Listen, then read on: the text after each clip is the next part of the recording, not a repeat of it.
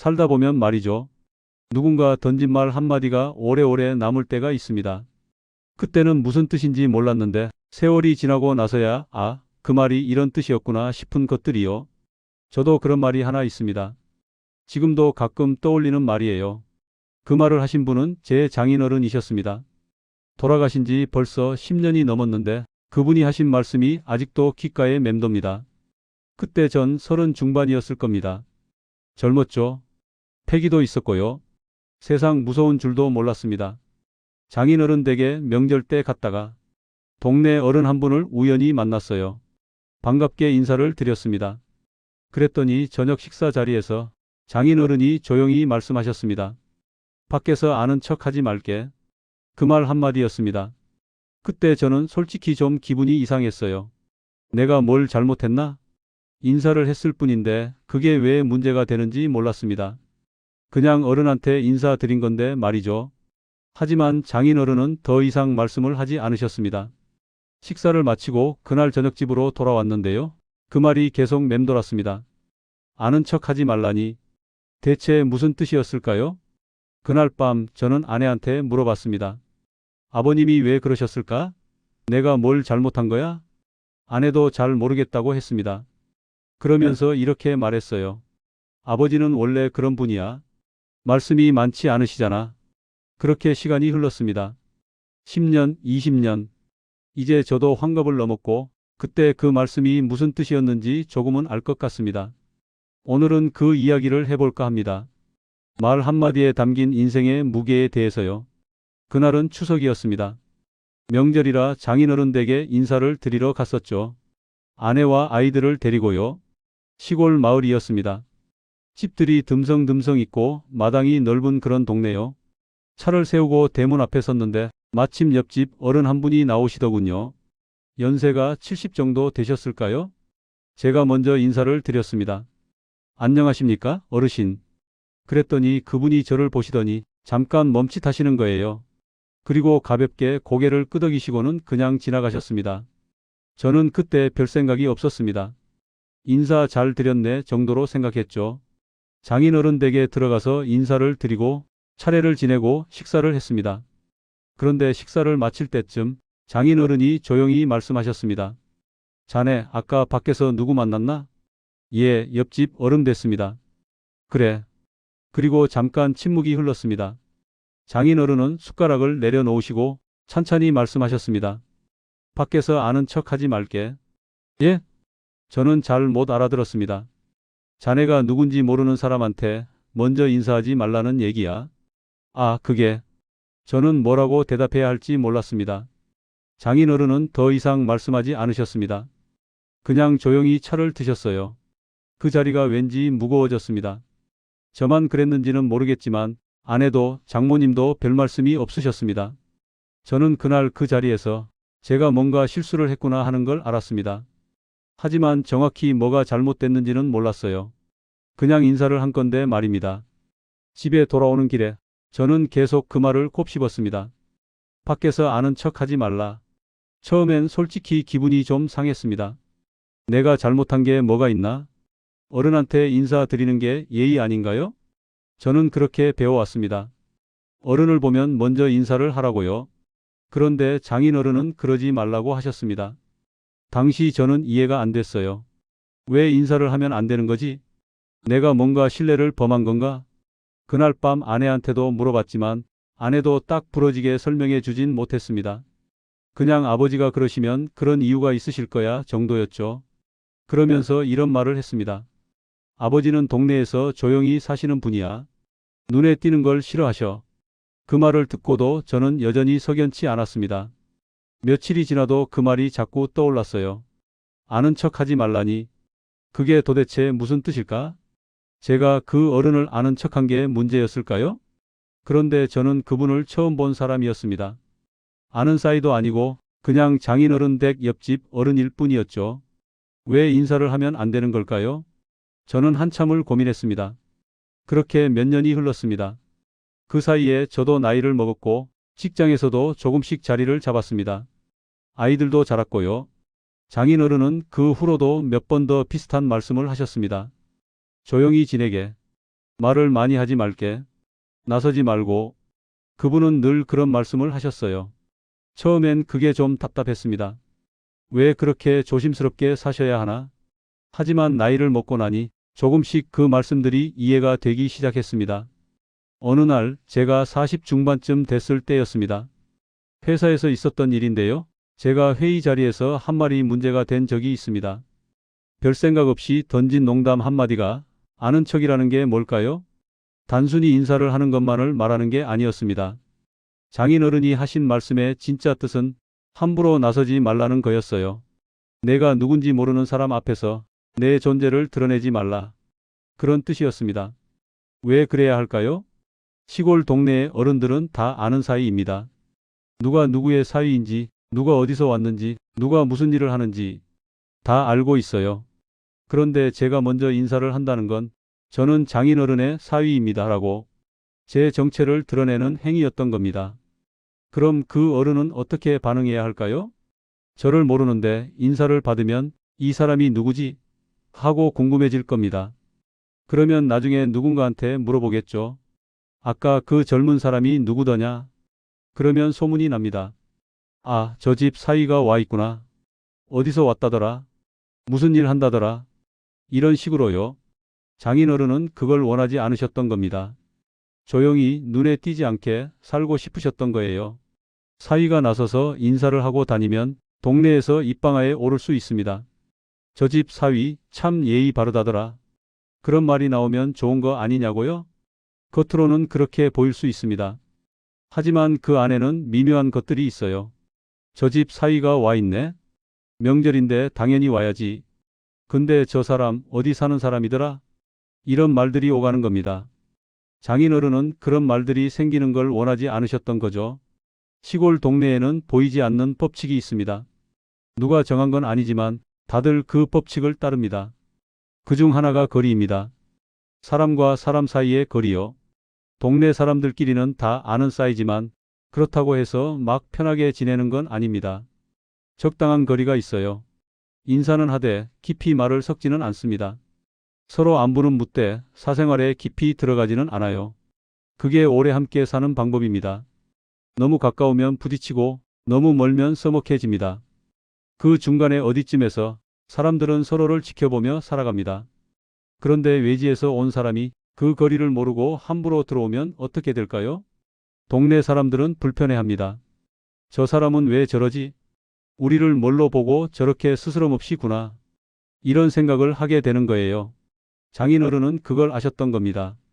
사위인 제가 나서서 인사를 하고 다니면 동네 어른들이 불편해할 수 있다는 걸요. 저 집 사위 좀 주제넘네. 그런 말이 나올 수도 있으니까요. 우리 세대는 체면을 중요하게 여깁니다. 젊은 사람들은 그걸 이해 못할 수도 있어요. 체면이 뭐가 중요해? 그냥 편하게 살면 되지. 그렇게 생각할 수 있습니다. 하지만 우리 세대에게 체면은 단순히 허세나 자존심의 문제가 아니었습니다. 체면은 곧 신용이었어요. 저 사람은 체면을 차리는 사람이다. 이 말은 곧 저 사람은 믿을 만한 사람이다라는 뜻이었습니다. 체면을 지킨다는 건 함부로 말하지 않는다는 것, 함부로 행동하지 않는다는 것, 자기 분수를 안다는 것이었습니다. 장인어른은 평생 그렇게 사신 분이었어요.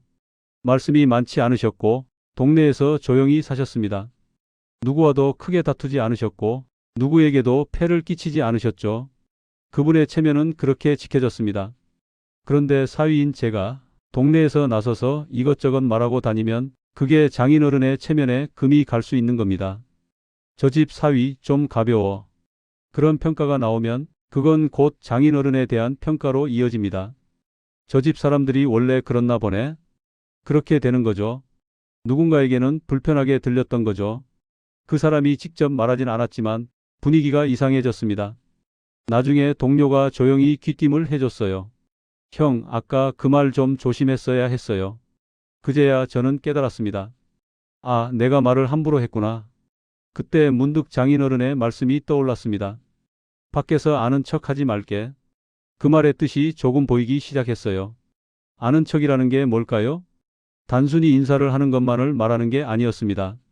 장인어른이 하신 말씀의 진짜 뜻은 함부로 나서지 말라는 거였어요.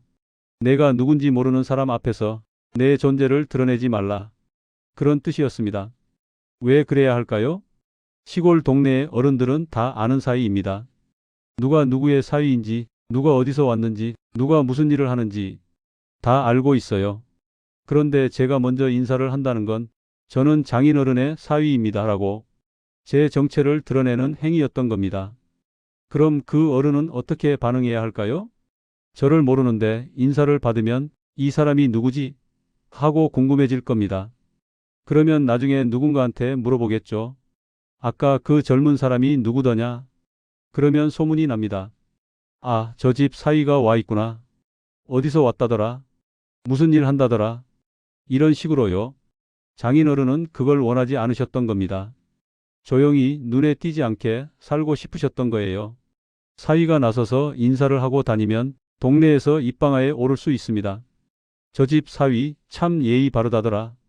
그런 말이 나오면 좋은 거 아니냐고요? 겉으로는 그렇게 보일 수 있습니다. 하지만 그 안에는 미묘한 것들이 있어요. 저 집 사위가 와 있네? 명절인데 당연히 와야지. 근데 저 사람 어디 사는 사람이더라? 이런 말들이 오가는 겁니다. 장인어른은 그런 말들이 생기는 걸 원하지 않으셨던 거죠. 시골 동네에는 보이지 않는 법칙이 있습니다. 누가 정한 건 아니지만 다들 그 법칙을 따릅니다. 그중 하나가 거리입니다. 사람과 사람 사이의 거리요. 동네 사람들끼리는 다 아는 사이지만 그렇다고 해서 막 편하게 지내는 건 아닙니다. 적당한 거리가 있어요. 인사는 하되 깊이 말을 섞지는 않습니다. 서로 안부는 묻되 사생활에 깊이 들어가지는 않아요. 그게 오래 함께 사는 방법입니다. 너무 가까우면 부딪히고 너무 멀면 서먹해집니다. 그 중간에 어디쯤에서 사람들은 서로를 지켜보며 살아갑니다. 그런데 외지에서 온 사람이 그 거리를 모르고 함부로 들어오면 어떻게 될까요? 동네 사람들은 불편해합니다. 저 사람은 왜 저러지? 우리를 뭘로 보고 저렇게 스스럼없이 구나. 이런 생각을 하게 되는 거예요. 장인어른은 그걸 아셨던 겁니다. 사위인 제가 나서서 인사를 하고 다니면 동네 어른들이 불편해할 수 있다는 걸요. 저 집 사위 좀 주제넘네. 그런 말이 나올 수도 있으니까요. 우리 세대는 체면을 중요하게 여깁니다. 젊은 사람들은 그걸 이해 못할 수도 있어요. 체면이 뭐가 중요해? 그냥 편하게 살면 되지. 그렇게 생각할 수 있습니다. 하지만 우리 세대에게 체면은 단순히 허세나 자존심의 문제가 아니었습니다. 체면은 곧 신용이었어요. 저 사람은 체면을 차리는 사람이다. 이 말은 곧 저 사람은 믿을 만한 사람이다라는 뜻이었습니다.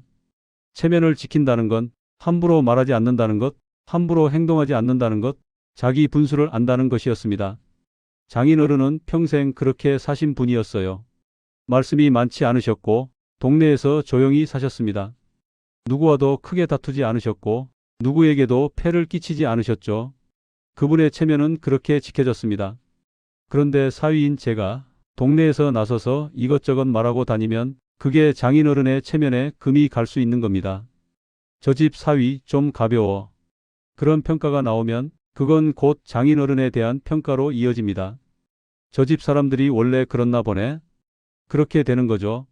이런 이야기를 하다 보면 며느리와 사위의 차이에 대해서도 생각하게 됩니다.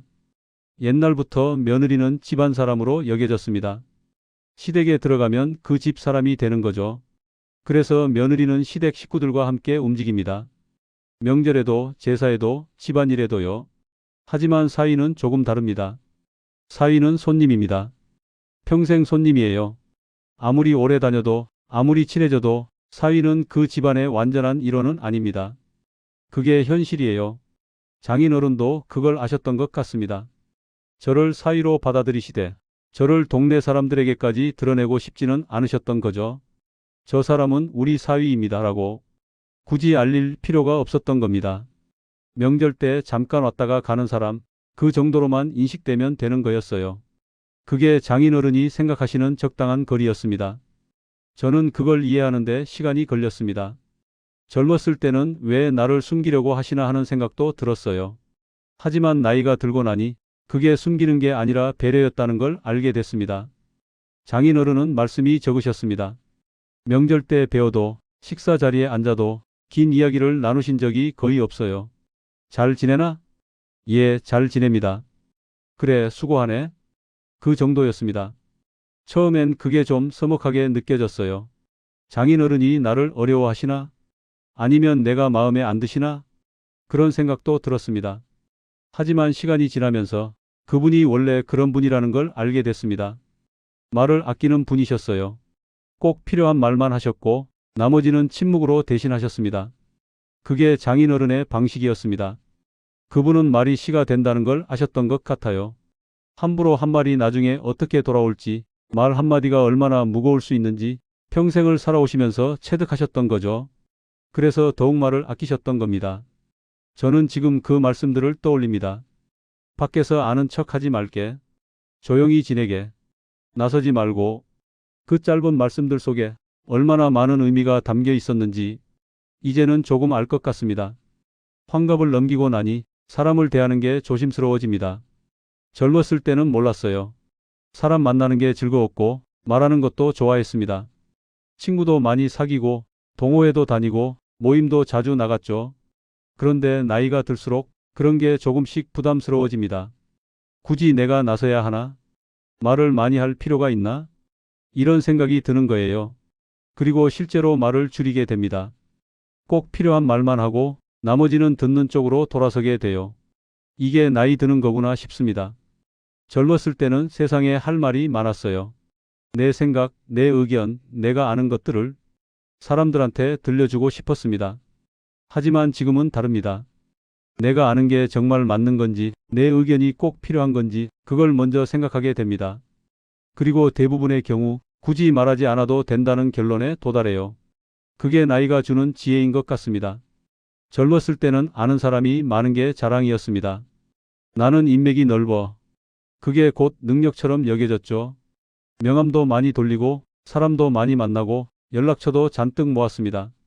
그런데 나이가 들고 보니 아는 사람이 많다고 좋은 게 아니더군요. 오히려 부담입니다. 관리해야 할 관계가 많아지고 신경 쓸 일이 늘어나고 조심해야 할 것들이 생깁니다. 요즘은 오히려 아는 사람을 줄이려고 합니다. 깊이 알지 못하는 사람과는 적당한 거리를 유지하려고 해요. 인사는 하되 깊이 말을 섞지 않습니다. 만나면 반갑게 대하되 자주 만나지는 않아요. 그게 서로에게 편합니다. 장인어른이 하신 말씀도 그런 뜻이었던 것 같아요. 밖에서 아는 척하지 말게. 아는 척을 하면 그 사람과 관계가 생깁니다. 관계가 생기면 책임이 따라와요. 인사를 했으면 다음에 또 인사를 해야 하고 그러다 보면 말을 섞게 되고 그러다 보면 이런저런 일에 얽히게 됩니다. 장인어른은 그걸 원하지 않으셨던 거죠. 조용히 깊이 얽히지 않고 살고 싶으셨던 겁니다. 요즘 젊은 사람들 사이에서 관계의 피로라는 말을 하더군요. 사람 만나는 게 피곤하다는 거죠. 저는 그 말을 듣고 고개가 끄덕여졌습니다. 맞아, 관계는 피곤한 거야. 우리 세대도 마찬가지입니다. 아니, 어쩌면 더 심할 수도 있어요. 우리는 평생 관계 속에서 살아왔으니까요. 회사 관계, 동네 관계, 친척 관계, 학교 관계, 얽히고 설킨 관계들 속에서 때로는 하기 싫은 일도 해야 했고 하고 싶지 않은 말도 해야 했습니다. 그렇게 살다 보니 이제는 새로운 관계를 만드는 게 부담스럽습니다. 굳이 사람을 더 만날 필요가 있나 싶어요. 지금 있는 사람들도 챙기기 바쁜데 새로운 사람까지 들어오면 그만큼 신경 쓸 게 늘어나는 겁니다. 장인어른도 그렇게 생각하셨을 겁니다. 동네에서 조용히 사시는데 사위가 나서서 여기저기 인사를 하고 다니면 그만큼 관계가 늘어나는 거니까요. 우리 사위가 어떻다더라 하는 말들이 생기고 그러면 장인어른도 신경을 써야 합니다. 그게 싫으셨던 거예요. 그냥 있는 그대로 조용히 지내고 싶으셨던 겁니다. 아는 척하지 말라는 말 속에는 겸손에 대한 가르침도 들어 있었습니다. 내가 아무리 잘났어도 내가 누군지 모르는 사람 앞에서는 그냥 아무것도 아닌 사람이라는 거죠. 저는 당시 서울에서 직장을 다니고 있었습니다. 나름 괜찮은 회사였고 제 직급도 어느 정도 올라가 있었어요. 그러다 보니 자신감도 있었고 사람들 앞에서 주눅드는 일도 없었습니다. 하지만 장인어른 동네에서는 저는 그냥 누구네 사위일 뿐이었습니다. 제가 어디서 뭘 하든 그건 중요하지 않았어요. 동네 어른들한테는 제가 그냥 저 집에 명절 때 오는 젊은 사람 정도였을 겁니다. 그 이상도 그 이하도 아니었죠. 장인어른은 그걸 아셨던 것 같아요. 그래서 제가 나서지 않았으면 하셨던 겁니다. 내가 누군지 알리려고 하지 마. 그냥 조용히 있어. 그게 겸손이었습니다. 나이가 들고 보니 그 겸손이 얼마나 중요한지 알게 됩니다. 사람은 아는 만큼만 보입니다. 내가 나를 아무리 대단하게 생각해도 남들이 나를 그렇게 보는 건 아니에요. 오히려 나서면 나설수록 저 사람 왜 저래 하는 소리를 듣기 쉽습니다. 차라리 조용히 있는 게 낫습니다. 필요할 때만 말하고 나머지는 지켜보는 거죠. 그게 나이 들어 배우는 겸손입니다. 장인어른은 침묵을 잘 쓰시는 분이었습니다. 말씀이 없으실 때가 많았는데 그 침묵이 때로는 말보다 무거웠어요. 어떤 때는 제가 뭔가 말씀을 드리면 장인어른은 그냥 고개만 끄덕이시곤 했습니다. 예, 그래. 그 정도만 하시고는 더 이상 말씀을 안 하셨어요. 처음엔 그게 불편했습니다. 내 말이 잘못됐나? 뭔가 마음에 안 드시나? 그런 생각이 들었죠. 하지만 시간이 지나고 나니 그 침묵의 의미를 알게 됐습니다. 장인어른은 제 말을 다 들으셨던 거예요. 그리고 판단은 제게 맡기신 겁니다. 내가 뭐라고 말할 필요는 없어. 내가 알아서 하겠지. 그런 뜻이셨던 것 같아요. 그게 어른의 침묵입니다.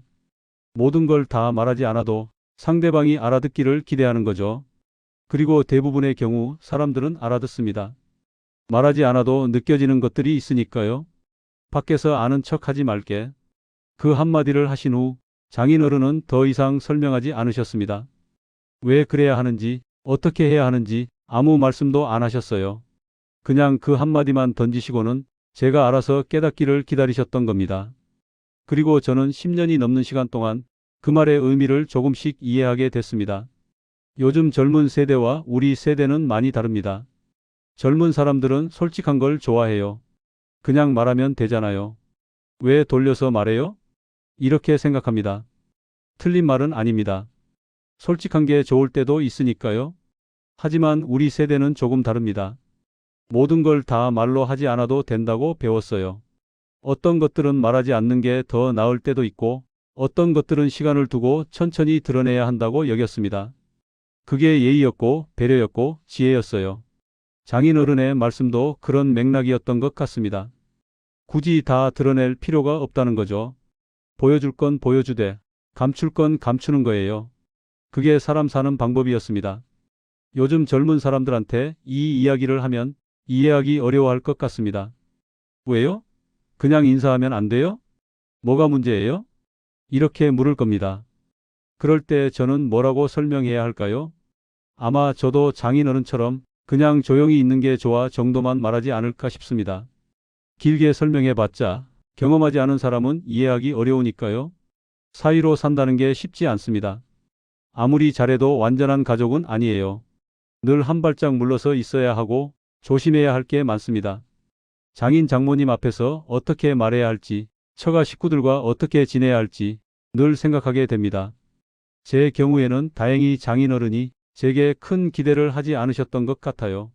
잘하려고 하지 마. 그런 느낌이었습니다. 내가 우리한테 잘 보이려고 애쓸 필요 없어. 그냥 내 할 일만 하면 돼. 그런 메시지를 계속 주셨던 것 같아요. 그게 오히려 저를 편하게 해줬습니다. 무리하게 잘 보이려고 하지 않아도 되니까요. 밖에서 아는 척 하지 말게. 그 말도 결국 같은 맥락이었습니다. 내가 나서서 뭘 할 필요 없어. 그냥 조용히 있어. 그게 더 나아. 그런 뜻이었던 거죠. 사위로서 제가 할 일은 잘 보이는 게 아니라 문제를 일으키지 않는 거였습니다. 동네에서 입방아에 오르지 않고 장인어른한테 걱정을 끼치지 않고 그냥 조용히 있다가 가는 것. 그게 제가 할 일이었어요. 제 또래 친구들한테 이 이야기를 하면 다들 비슷한 경험이 있다고 합니다. 장인어른이나 장모님한테서 비슷한 말을 들었다는 거예요. 너무 나서지 마. 말 조심해. 조용히 있어. 이런 말들을요. 한 친구는 이런 이야기를 했습니다. 명절 때 처가에 갔는데 식사 자리에서 정치 이야기가 나왔대요.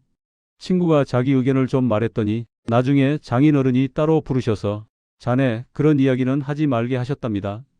친구는 그때 기분이 좀 상했다고 해요. 내가 잘못 말한 것도 아닌데. 하지만 나중에 생각해보니 장인어른 입장에서는 그럴 수밖에 없었다는 걸 알았대요. 처가 식구들 사이에서 정치 이야기로 분위기가 이상해질 수 있으니까요. 사위가 나서서 의견을 말하면 찬성하는 사람도 있고 반대하는 사람도 있고 그러면 자칫 분란이 생길 수 있습니다.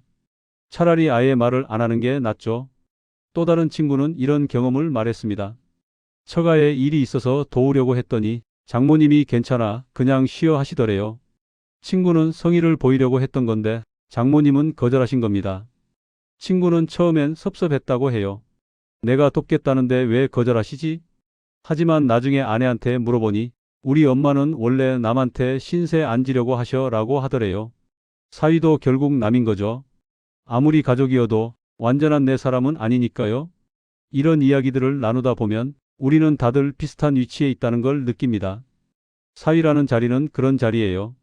가깝지만 완전히 가깝지는 않은, 가족이지만 완전한 가족은 아닌 그런 미묘한 위치입니다. 이 이야기를 하다 보면 며느리의 입장도 생각하게 됩니다. 우리 딸이 시집을 갔으니까요.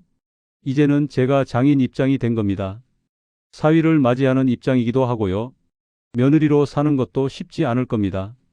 시댁 식구들 눈치 보고 시어머니 말씀 듣고 명절 때마다 일하고 그게 얼마나 힘든 일인지 잘 압니다. 제 아내가 그렇게 살아왔으니까요. 그런데 사위는 또 다릅니다. 며느리는 집안일을 하지만 사위는 손님 취급을 받아요. 며느리는 주방에서 일하지만 사위는 거실에 앉아 있습니다. 그게 공평하냐고요? 공평하진 않죠. 하지만 그게 우리가 살아온 방식이었습니다. 요즘은 많이 바뀌었다고 하지만 여전히 그런 분위기가 남아 있어요. 장인어른이 제게 밖에서 아는 척하지 말게 하신 것도 어쩌면 며느리와 사위의 차이를 보여주는 거였을지 모릅니다. 며느리는 집안 사람이니까 동네에서도 당당하게 인사를 할 수 있어요. 저는 이 집 며느리입니다 하고요. 하지만 사위는 다릅니다. 사위는 손님이니까 굳이 나서서 자기를 드러낼 필요가 없는 거죠. 그게 사위의 자리였습니다. 제게도 이제 자식들이 다 컸습니다. 딸도 있고 아들도 있어요. 딸은 시집을 갔고 아들은 아직 장가를 안 갔지만 언젠가는 결혼을 하겠죠. 그때가 되면 제가 장인 입장이 되기도 하고 사돈 입장이 되기도 할 겁니다. 그때 저는 어떤 말을 하게 될까요? 아마 장인어른이 제게 하셨던 말과 비슷한 말을 하지 않을까 싶습니다. 너무 나서지 마. 조용히 지내. 말 조심해. 그런 말들을요. 아들한테도 사위한테도 똑같이 말할 것 같습니다. 사람 사는 게 결국 다 비슷하니까요. 나서면 나설수록 일이 생기고 조용히 있으면 평온합니다. 물론 젊은 사람들은 이해 못할 수도 있어요. 아빠, 왜 그렇게 소극적으로 살아요? 적극적으로 살아야죠. 이렇게 말할 수도 있습니다. 그럴 때 저는 뭐라고 대답할까요? 아마 나중에 알게 될 거야 정도만 말하지 않을까 싶습니다. 제가 장인어른의 말씀을 10년이 넘어서야 이해한 것처럼 아이들도 시간이 지나면 알게 되겠죠. 시골 동네에서 산다는 건 늘 누군가의 시선 속에 산다는 뜻입니다. 동네가 작으니까 누가 뭘 하는지 다 알아요. 누가 언제 나갔다 들어왔는지, 누구네 집에 손님이 왔는지, 누구네 집에서 무슨 일이 있는지 다 보이고 다 들립니다. 그러니 조심해야 해요. 한번 잘못 보이면 그 소문이 금방 퍼집니다. 저 집 사위 어떻다더라. 이런 식으로요. 장인어른은 그걸 원하지 않으셨던 겁니다. 제가 동네 어른들한테 이런저런 인상을 남기는 것을요. 차라리 아무 인상도 안 남는 게 나았던 거죠. 그냥 조용히 있다 가는 사람. 그 정도로만 기억되면 되는 겁니다. 도시에서는 이해하기 어려울 수도 있어요. 서울 같은 데서는 옆집 사람도 모르고 사니까요. 하지만 시골은 다릅니다. 모두가 서로를 아는 사회에서는 평판이 중요합니다. 한번 나쁜 소문이 나면 그게 오래오래 남아요. 저 집은 원래 어떻다더라 하는 말이 몇 년, 몇십 년씩 따라다닙니다. 장인어른은 그런 사회에서 평생을 사셨어요. 그러니 더욱 조심하셨던 겁니다.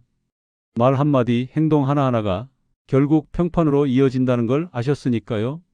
지금 돌이켜보면 제가 젊었을 때 좀 더 조심했어야 했다는 생각이 듭니다. 장인어른 말씀을 그때 진지하게 받아들였어야 했어요. 하지만 그때는 몰랐습니다. 뭘 그렇게까지 조심해야 하나? 이런 생각이었죠. 지금은 압니다. 조심하는 게 맞았다는 걸요. 나서지 않는 게 낫다는 걸요. 사람들은 결국 다 기억합니다. 누가 어떻게 행동했는지, 누가 무슨 말을 했는지. 특히 나쁜 인상은 더 오래 남아요. 한번 잘못 보이면 그걸 만회하기가 정말 어렵습니다. 차라리 처음부터 조용히 있는 게 나았던 거죠. 장인어른은 그걸 아셨던 겁니다. 그래서 제게 그렇게 말씀하신 거였어요. 밖에서 아는 척 하지 말게. 그 한마디 속에 얼마나 많은 인생의 경험이 담겨 있었는지 이제는 알 것 같습니다. 장인어른이 돌아가신 지 10년이 넘었습니다. 이제는 여쭤볼 수도 없어요. 아버님, 그때 그 말씀이 이런 뜻이었습니까? 이렇게 여쭙고 싶지만 그럴 수 없습니다. 가끔 그분이 그립습니다. 말씀은 적으셨지만 그 적은 말씀 속에 깊은 뜻이 있었던 분이셨어요. 제가 좀 더 일찍 알아챘더라면 더 많은 걸 배울 수 있었을 텐데요. 하지만 사람은 때가 되어야 깨닫나 봅니다. 젊었을 때는 아무리 말해줘도 모르고 나이가 들어서야 아, 그게 이런 뜻이었구나 하게 되는 거죠. 장인어른도 그걸 아셨을 겁니다. 그래서 길게 설명하지 않으셨던 거예요. 어차피 지금은 이해 못해. 나중에 알게 되겠지. 그런 생각이셨을 것 같습니다. 그리고 맞았습니다. 저는 10년이 넘어서야 그 말씀의 의미를 조금씩 이해하게 됐으니까요. 지금도 가끔 장인어른이 하셨던 말씀들을 떠올립니다. 조용히 지내게. 말 조심해. 나서지 말고. 그 짧고 간결한 말씀들이 지금은 제 인생의 기준이 되었습니다. 이제 저도 환갑을 넘었습니다. 손자도 생겼고요. 딸아이가 낳은 아이입니다. 사위가 데리고 왔을 때 참 기특하더군요. 사위를 보면서 예전에 제 모습이 떠올랐습니다. 젊고 열심히 살려고 하고 잘 보이려고 애쓰는 모습이요. 저는 사위한테 많은 말을 하지 않습니다. 장인어른이 제게 그러셨던 것처럼요. 가끔 필요한 말만 합니다. 수고하네. 조심해서 가게. 그 정도예요. 사위도 처음엔 좀 어색해했던 것 같습니다. 제가 말이 없으니까요. 하지만 시간이 지나면서 이제는 편해 보입니다. 굳이 잘 보이려고 애쓰지 않아도 된다는 걸 느낀 것 같아요. 저도 그게 좋습니다. 서로 부담 없이 적당한 거리를 유지하면서 그렇게 지내는 거요. 장인어른이 제게 원하셨던 것도 아마 그런 거였을 겁니다. 너무 가깝지도 너무 멀지도 않은 적당한 거리. 그게 오래가는 관계의 비결이에요. 말 한마디가 참 무겁습니다. 젊었을 때는 몰랐어요. 말이 그냥 말인 줄 알았죠. 하지만 나이가 들고 나니 말 한마디 한마디가 무게를 가진다는 걸 알게 됐습니다. 밖에서 아는 척 하지 말게. 장인어른이 하신 그 말씀이 제 인생에서 이렇게 오래 남을 줄 몰랐습니다. 그때는 불편했고 이해가 안 됐지만 지금은 그 말씀이 고맙습니다. 덕분에 저는 조금 더 조심하게 됐고 말을 아끼게 됐고 나서지 않는 법을 배웠으니까요. 여러분도 비슷한 경험이 있으실 겁니다. 누군가가 던진 말 한마디가 오래도록 마음에 남아있는 거요. 그때는 몰랐지만 시간이 지나고 나서야 이해하게 되는 말들. 그런 말들이 결국 우리를 만들어간다는 생각이 듭니다. 인생은 말 한마디 한마디로 쌓이는 것 같습니다. 내가 한 말도 남이 내게 한 말도 다 어딘가에 남아서 우리를 만들어가는 거죠. 장인어른이 남기신 말씀들이 지금 제 안에 살아 있습니다. 그 말씀들을 따라 저도 이제는 조용히 살려고 합니다. 나서지 않고 말을 아끼고 사람들과 적당한 거리를 유지하면서요. 그게 나이 드는 거라면 저는 기꺼이 그렇게 늙어가고 싶습니다. 장인어른처럼요. 말없이 조용히 하지만 무게 있게 그렇게 살다가 언젠가 저도 누군가에게 한마디 남기게 되겠죠. 그 한마디가 또 누군가의 인생에 오래 남기를 바라면서요. 오늘도 저는 조용히 삽니다.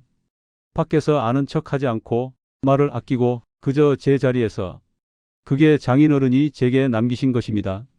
말 한마디의 무게. 그 무게를 이제는 알 것 같습니다.